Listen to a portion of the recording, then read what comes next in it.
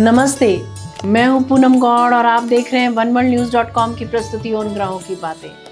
आज के प्रोग्राम में बताऊंगी आज का पंचांग, हर राशि का राशिफल, कहानी किस्से में सुनेंगे एक रोचक सी कहानी और आखिर तक मेरे साथ जुड़े रहिएगा। जिनका आज जन्मदिन है उनका वर्षफल बताऊंगी और साथ में साल भर के उपाय भी। अगर आप में से कोई अपने बर्थडे पर पर्सनलाइज्ड उपाय जानना चाहते हैं तो हमें कमेंट करके अपना नाम और डेट ऑफ बर्थ बताएं। हम आपके बर्थडे वाले दिन ये उपाय प्रोग्राम में बता देंगे। शुरू करते हैं आज के पंचांग से। आज बुधवार 11 दिसंबर 2024 है। मार्गशीर्ष का महीना चल रहा है। शुक्ल पक्ष की एकादशी तिथि रहेगी रात्रि 1:09 तक, उसके बाद द्वादशी। रेवती नक्षत्र रहेगा प्रातः 11:48 तक और उसके बाद अश्विनी। वरियान योग रहेगा शाम 6:48 तक और उसके बाद में परिग योग।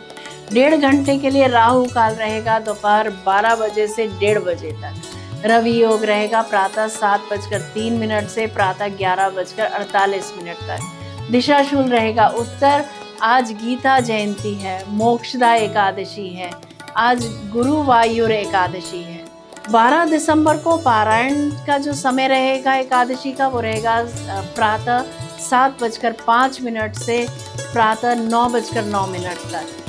पारायण तिथि के दिन द्वादशी जो समाप्त होने का समय रहेगा वो रहेगा रात्रि 10:26 तक। आज कहानी किस्से में एकादशी की कहानी सुनेंगे।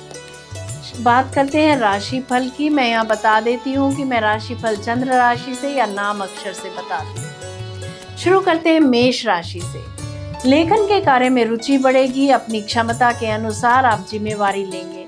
ट्रांसफर ऑर्डर आज मिल सकते हैं। चिकित्सा के क्षेत्र के लोगों के लिए, कपड़ों से संबंधित व्यवसाय के लोगों के लिए, वकीलों के लिए दिन अच्छा जाएगा।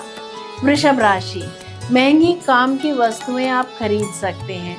आज आपको कमीशन मिल सकती है। शेयर मार्केट से जुड़े लोगों के लिए, पुजारियों के लिए, कथावाचकों के लिए, कला या खेल से के क्षेत्र से जुड़े लोगों के लिए दिन लाभकारी रहेगा।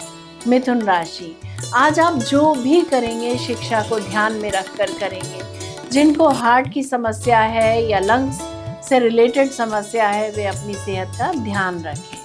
कर्क राशि, गुप्त तरीके से संदेश भेज सकते हैं या मिल सकते हैं। दस्तावेज खो सकते हैं। कलात्मक लेखन का कार्य कर सकते हैं आप। ट्रांसफर ऑर्डर मिल सकते हैं। सिंह राशि, आज लाभ का दिन है। रोमांटिक लाइफ अच्छी रहेगी। आज भाग्य आपके साथ है। वाक्पटुता से लाभ होता दिख रहा है। कन्या राशि, अपने विचारों से किए गए कार्यों के लिए आज ऑफिस में मान सम्मान मिलता दिख रहा है।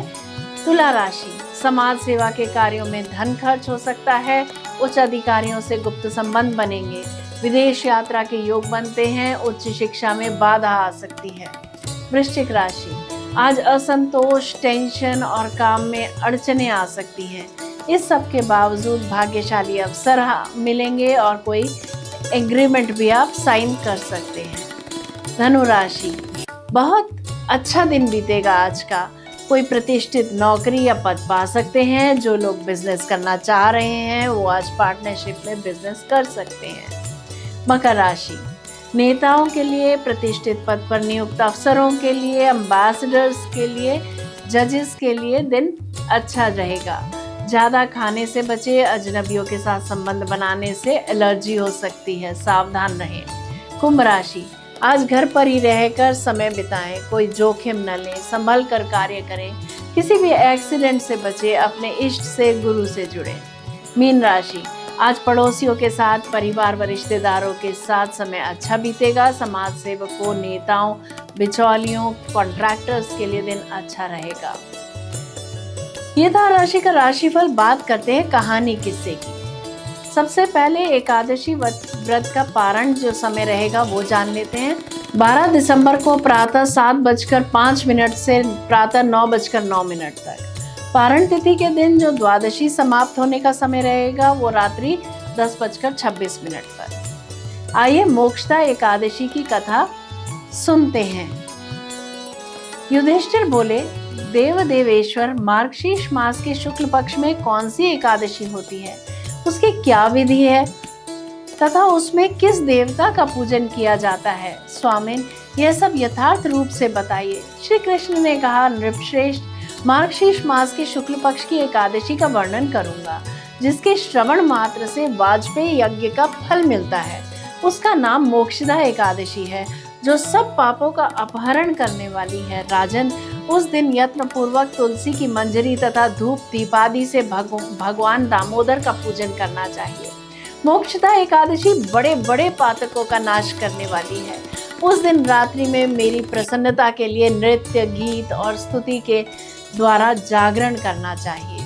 जिसके पितर पापवश नीच योनि में पड़े हों, वे इस एकादशी का व्रत करके इसका पुण्य दान अपने पितरों को करें तो पितर मोक्ष को प्राप्त होते हैं। इसमें तनिक भी संदेह नहीं है।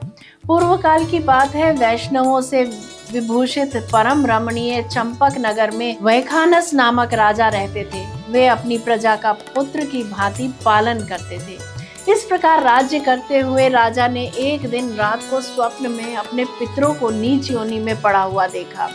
उन सबको इस अवस्था में देखकर राजा के मन में बड़ा विस्मय हुआ और प्रातःकाल ब्राह्मणों से उन्होंने उस स्वप्न का सारा हाल कह सुनाया।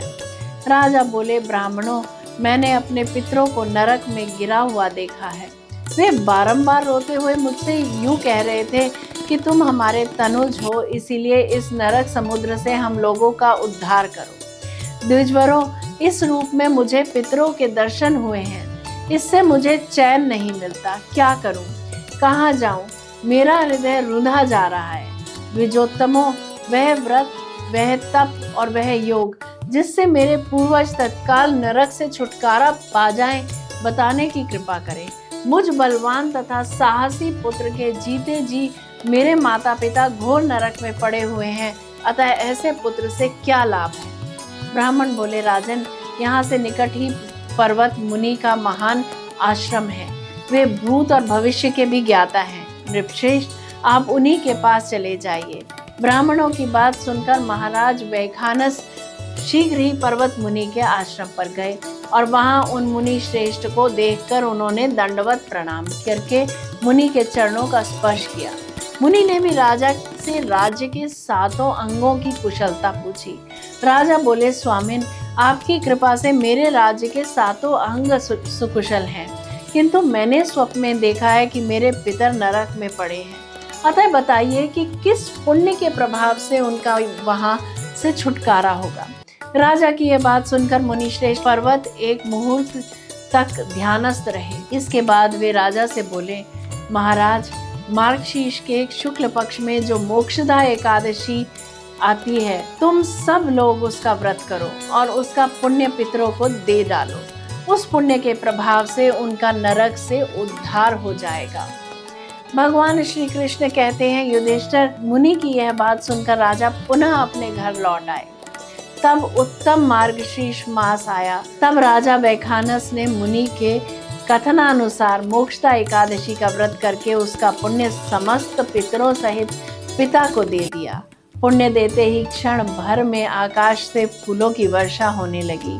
वैखानस के पिता पितरों सहित नरक से छुटकारा पा गए और आकाश में आकर राजा के प्रति यह पवित्र वचन बोले, बेटा, तुम्हारा कल्याण हो। यह कहकर वे स्वर्ग में चले गए। राजन, जो इस प्रकार कल्याणमयी मोक्षदा एकादशी का व्रत करता है, उसके पाप नष्ट हो जाते हैं और मरने के बाद वह मोक्ष प्राप्त कर लेता है। यह मोक्ष देने वाली मोक्षदा एकादशी मनुष्यों के लिए चिंतामणि के समान समस्त कामनाओं को पूर्ण करने वाली है। इस महात्म्य के पढ़ने और सुनने से वाजपेयी यज्ञ का फल मिलता है।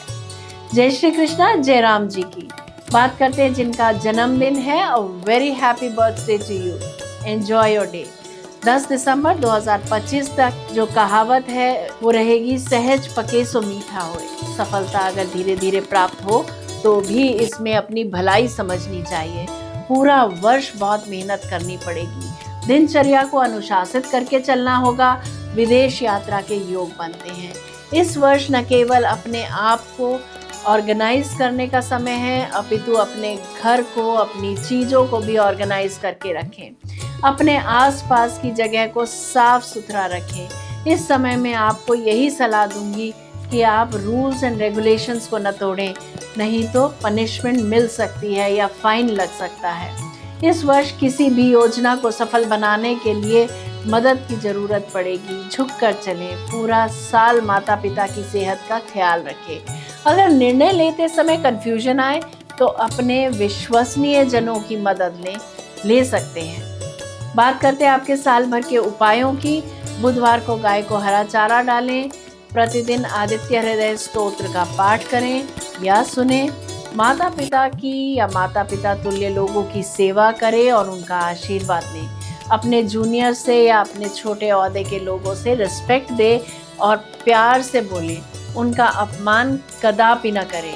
पूर्णिमा से 5 दिन पहले से लेकर 5 दिन बाद तक चांद की रोशनी में बैठें। अगर मेरा ये प्रोग्राम पसंद आया है तो इसे लाइक शेयर सब्सक्राइब करें, बेल का आइकॉन जरूर दबाएं और कल फिर मेरे साथ जुड़िएगा। oneworldnews.com की प्रस्तुति उन ग्रहों की बातें। नमस्ते।